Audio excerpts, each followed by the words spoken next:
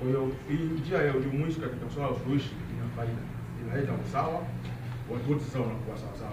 Wewe ukiwa mlemavu na mwingine sio mlemavu, pale hamna ujanja, wote mnashirikishwa, kila mtu anazungumza, kwa kuna full participation, yote kwa pamoja mazungumzo kwa pamoja. Pia inaleta heshima na utu. Hakuna kwamba huyu ni mlemavu asikie ama huyu ana mguu umefanya nini akae huko akatibua umruhusu. Yote inaweka usawa. Kwa hiyo sawa, tatizo ndio kwa njia mbadala katika hali ya jumuishi, swala la msingi sana. Pia Tanzania tukizungumzia sheria, watu wengi nadhani hawafahamu kama tuna sheria ya watu walemavu, Person of Disability Act ya mwaka 2000.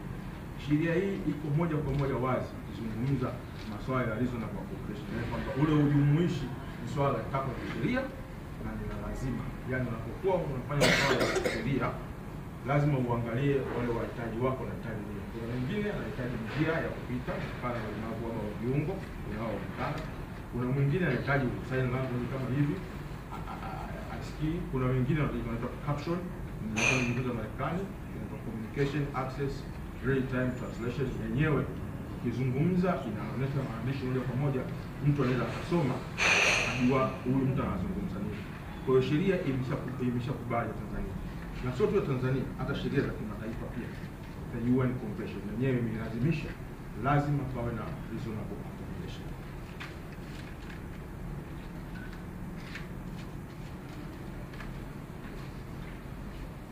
Kwa hiyo kuna hii ina faida nyingi katika njia hiyo, katika mgogoro moja inafanya haki kupatikana kwa haraka. Kama mtu ashaye kushiriki masuala ya mahakama, unaweza kupoteza haki yako kwa sababu ya kuchoka. Mahakama tuna utaratibu mwingi mrefu, una ufundi, unakaa miaka 3 4 unatafuta jambo dogo sana, lakini utatuzi wa migogoro kwa njia mbadala kushirikisha sisi kwa kurahisishia hizo marefu tukayaondoa, unapata haki yako haraka. Gharama inakuwa ni nafuu, kwa sababu gharama za wanasheria kwenda mahakamani ni gharama kubwa ambazo kwa jamii ya walemavu na uchumi wao na nchi inakuwa swala ambalo linafanya wakawa maskini moja kwa moja kwa kutaka kwenda kesi mahakamani. Kwa hiyo tunapofanya hii inclusive mediation lazima tuhakikishe kwamba watu wote, environment yote imekuwa inclusive. Hapa nimefika hapa nimeangalia, nimeridhika, inclusivity ipo kama hii moja hapo, nimeangalia kwa hiyo yani naona tumejitahidi, japokuwa tunafika mwisho sheria na kusema, lakini tunajitahidi.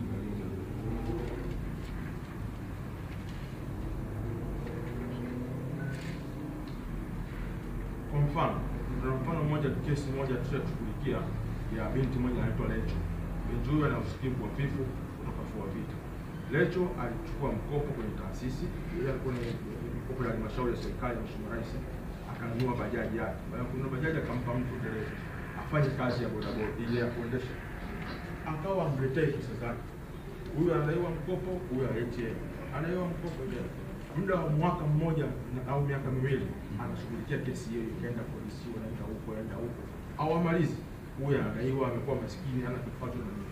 Lakini Fuavita walipomleta kwetu, sisi taasisi zetu tunafanya katika hali ya ujumuishi, basi tukafanya katika kuhusisha ile mazingira ya ujumuishi, tukatumia sign language interpreter Bosco, tukafanya ile kazi kwa kushirikiana na viongozi wa serikali za mitaa. Huwezi kuamini, ndani ya siku moja ule mgogoro, so misali moja ule mgogoro uliisha, ambao uliwashinda polisi. Kumbe shida kubwa tu ilikuwa nini? Ni mawasiliano. Kwa hiyo sekta zetu za kutoa haki bado tunahitaji kujengea uwezo kwa ajili ya inclusivity. Serikali inakubali, ila tunakosa wataalamu waliopo ni wachache wanaofahamu haya masuala ya ujumuishi. Ndio maana kama sisi tumepelekwa nje ya nchi, tumepelekwa serikali ya Marekani kujifunza na narudi nyumbani, tunashirikiana na mahakama, na pia tumeshafanya programu nyingine za Fuavita na mahakama kuu ya Tanzania kushirikisha mahakama ya jaji mkuu. Nao swala hili lipo mahakamani na linafanywa kazi. Sio tu kwa story kwamba ukifika pale sasa hivi tuweze kusuluhisha mahakama kuu kama wewe ni mlemavu, huduma hii unaipata. Kwa hiyo mimi ni mmoja wapo na wapo na watetea nikiwa huko kwa vikao ambao nyinyi mwezi kufika. Kwa wizara kwa ngazi ya juu kabisa ya nchi pamoja na masuala. Kwa hiyo swala hilo la msingi, lakini jambo hili labda naweza kusisitiza ni kwamba haliwezi likafanyika kwa mtu mmoja. Yaani Fuavita peke yake hawana uwezo kufanya peke yake. Mahakama peke yake haiwezi kufanya peke yake. Sisi peke yetu hatuwezi kufanya, lazima tushirikiane. Kwa ili tuweze kufanikisha jambo hili la ujumuishi, lazima tuwe na ushirikiano kama huu ambao tunafanya. Pia kuna changamoto ya fedha kwa ajili ya kusupport, sababu hizo huduma zinalipiwa. Kama support moja hapo ambayo imetokea na Stanbic Bank ambayo hata kumbi mambo ambayo support, basi tunatakiwa tuite wadau wengi mbalimbali waweze kusupport hili swala na masuala ya accommodation, kwamba ule ujumuishi utekelezeke. Kuna vitu vinahitajika viwe supported, ambapo changamoto kubwa kwa hapa, lakini sio kama serikali inakataa, ila shida ni uelewa na tunahitaji kufanya. Kwa hiyo tunasema maoni yetu ni kwamba tuongeze ujuzi ambao ni swala ambalo tunalifanya kwa wataalamu wa sheria, watu wa mahakamani, nyinyi viongozi ambao mko hapo, sababu swala la mgogoro sio swala la mahakama. Nyinyi ni viongozi, mna biashara mnafanya, kuna watu wanawasimamia. Wakigombana hao watu, nyinyi mna uwezo wa kutatua hili. Ndio program ambayo tunasupport. Tunahakikisha kwamba nyinyi kama kiongozi, kama yule viki, kama nani kwenye jamii yako, uweke mazingira jumuishi uweze kutatua mgogoro, kuondoa msongamano wa kesi mahakamani, kuondolea ugumu wa maisha mwenzio, kupoteza muda wake na pesa ambazo angeweza kufanya katika biashara. Kwa hiyo tunaleta kampeni hiyo kuhakikisha kwamba tuwajumuishe na tuweze kuwawezesha ili muweze, kwa sababu nyinyi ni viongozi, tunategemea katika jamii muweze kutatua. Kwa hiyo tunaandaa mafunzo na tunaendelea kuyafanya kwa wataalamu wanaendelea kufundisha kwenye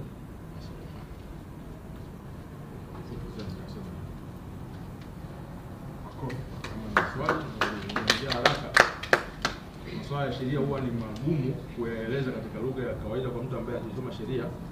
Yani jitahidi kidogo kuyafanya rahisi. Si kama yameeleweka, lakini pia nakubali kama kuna swali nitafafanua.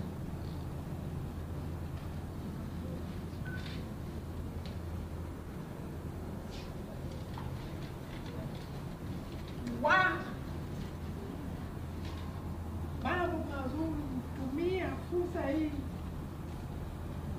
mimi nimemsikiliza. Nafikiri umesema umefika Marekani, vile vile umeishi Tanzania.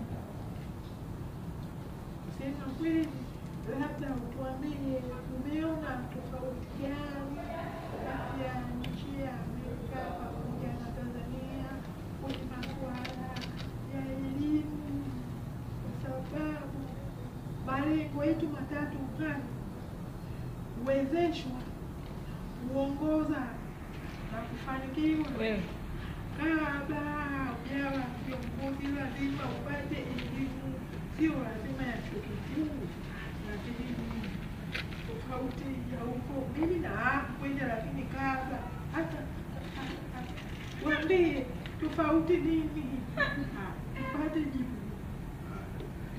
Tofauti ambayo nimeiona hizo nchi za nje ambazo nimetembea, sio tu Marekani, nimetembea Uingereza, Ujerumani, Uholanzi, kote wanafanana katika masuala ya ujumuishi. Ni kwamba jamii yao imesha kukubali kwamba hawa watu ni muhimu. Kama nilivyokuwa nasema mwenzangu, jamii ya walemavu ya nchi za nje au Marekani sana wamesha wao wanaonyesha wanaweza kufanyia ile jamii. Kwa hiyo ile jamii yenyewe, kwa mtu ni daktari, yani wewe ukienda pale anakutibu. Kwa wewe mwenyewe mgonjwa, unashakubali kama huyu ni mtu wa kawaida. Huyu ni mwalimu kufika na kufundisha. Mwingine kama alikuwa anasema MC, wapo Marekani anatembea na wheelchair, anazunguka hivi pekeni katika miguu, katika mikono, ameweka hivi, ni MC katika ukumbi mkubwa kabisa. Kwa hiyo tofauti kubwa ni kwamba huko kwetu tuna shida ya attitude, yani kwamba tuna unyanyapaa ule kutokana na huyu mlemavu ataweza kweli. Kwa mfano, dada mmoja alikuwa ananiambia atakwenda washroom hapa. Akaniambia washroom wapi, nikamwambia nikupeleka kufika hapo kabla nimeshapajua. Kile mimi nikiangalia ana aone, nikawa nasiamini kwa sababu anaweza kafika kweli. Unaona hiyo hapo ndo kanatusumbua kwa kama watu hawawezi. Lakini ile jamii sasa kule imeshafanywa kwamba hao watu wanaweza. Kwa hiyo wanawasupport. Kwa hiyo swala hilo lipo hivyo. Wakiingia kama ukumbi kama huu, mazingira yote yatakuwa inclusive, yani mfiko mwisho. Hata kama mtu sio mlemavu mwenyewe tu unatafuta kuna hii sioni. Kuna hii kitu kiko wapi? Unamtafutia. Kwa tofauti ni kwamba ni hiyo tabia ya kijamii. Kwa hiyo msingi ni kwamba jamii ya walemavu ni watu kama sisi kawaida, waonyeshe kwenye jamii wanaweza kufanya kitu gani.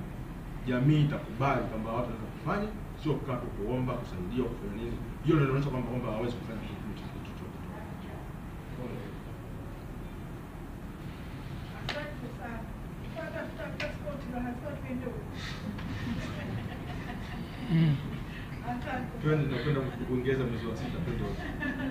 Mimi nimesema hivi, kama ndio hivyo, lazima nipambane kutafuta passport, kwa sababu siji kupoteza muda. Lakini mimi nimesoma chuo kikuu cha Dar es Salaam, sawa na mwanzishi wa taasisi yetu huyu anaenda anaanza kwa siogopi kusema ubaya serikali. Kweli serikali nzuri, watendaji wake sote, vyuo vikuu, swala ukalimani, changamoto kubwa. Mimi nimesoma chuo kikuu cha Dar es Salaam, digrii mbili. Digrii ya kwanza nimesoma kwa sababu unakuta mtu anakaa ofisini kibao, huduma kwa watu wenye ulemavu, viziwi. Ingia sasa uone mtu wake, baba nataka hivi ni ulemavu, wanafeli. Tumesoma kwa shida, tumepata GPA 3.0. Narudi upande wa serikali, alia nataka 3.8. Huku kwa 3.8 toka, huduma zinabaki, tunachanganyikiwa. Digrii ya pili nikaona afadhali nisome hapo vitendo tu, ngoma za asili.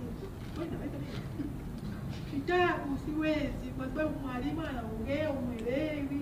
Mkalimani chuo kikuu muelewi, upo kesho mwezi mzima hayupo, muda wa kupresent. Mkalimani hamna, kiziwi Kiingereza kidogo, denja unasema danjeri, faza unasema fazeri. Ukiangalia umepoteza point charge. Nimerudi tena postgraduate diploma in education.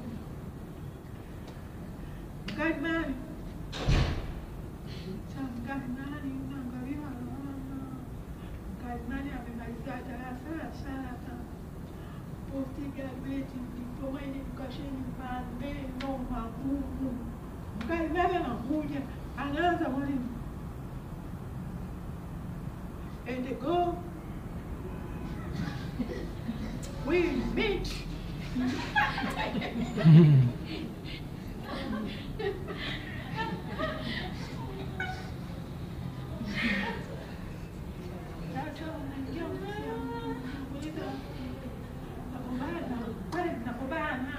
Ukifika chuo kikuu cha Dar es Salaam, idara